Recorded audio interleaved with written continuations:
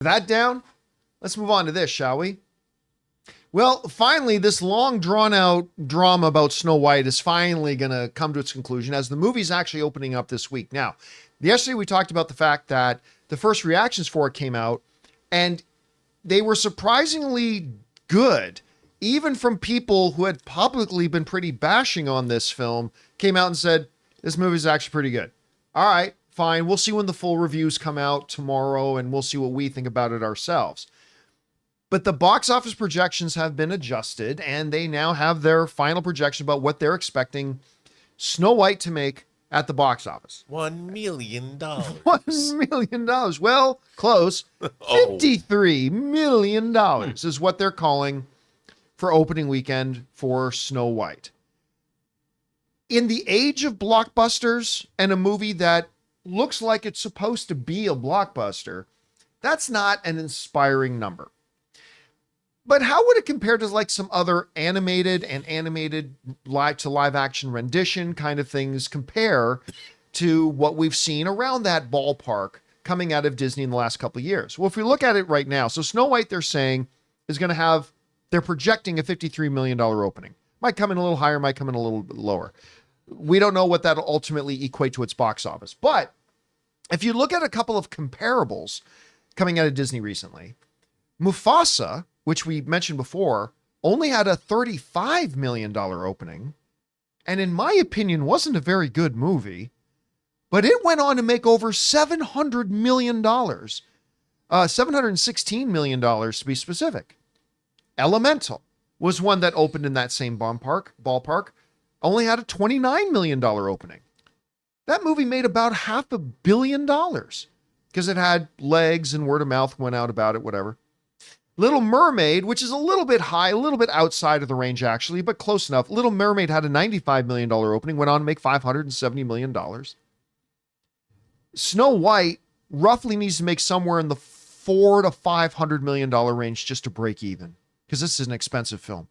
First of all, can I just say how ridiculous it is that we're in an industry where your movie needs to make nearly $500 million just to break even? That's ridiculous. Anyway, so, I mean, if it does end up landing a $53 million opening, it's significantly higher than either Elemental or Mufasa had. So, and then ultimately it'll be up to whether the movie's good or not. Again, the first reactions were pretty solid, including from some people who've been very negative towards this film. I think that says a lot.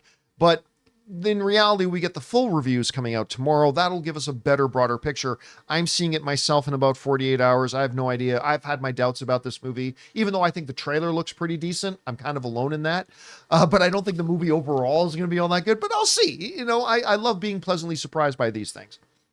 Guys, we want to take a second to thank a sponsor of today's episode, BetterHelp. Listen, guys, you know if you've been listening to me for any amount of time that I really believe that we need to start prioritizing our mental health. I often compare it to this. You know, when we go to the gym to get ourselves more physically healthy, we see that as a positive step. We need to start looking at our mental health the same way and prioritizing our mental health. And that's where BetterHelp comes through. Therapy should feel accessible, not a luxury just for people who have lots of money. With online therapy, you get quality care at a price that makes sense and can help you with anything from anxiety to everyday stress. If you want to look at the numbers, traditional in-person therapy can cost anywhere from $100 to $250 per session, which adds up fast. But with BetterHelp online therapy, you can save on average up to 50% per session. Your mental health is worth it, and now it's within reach. With over 30,000 therapists, BetterHelp is the world's largest online therapy platform, having served over 5 million people globally. Your well-being is worth it. Visit BetterHelp.com/Campea today and get 10% off your first month.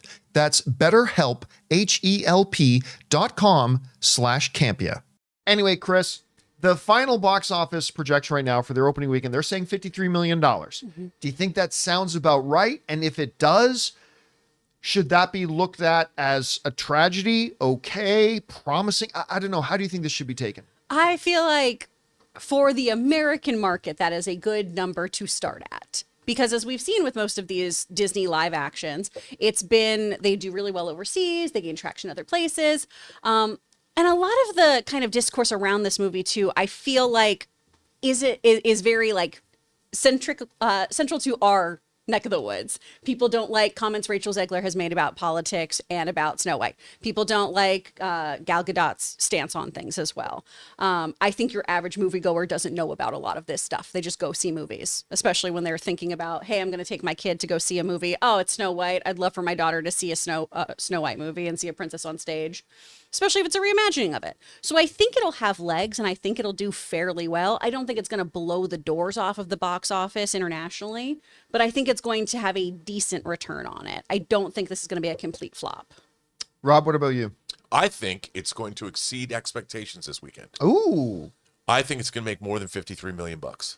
Wow. And I think that because I think that whatever their polling numbers are, or whoever they poll, or they look at advanced ticket sales, I think a lot of Snow White's audience is going to decide to see it the day they go.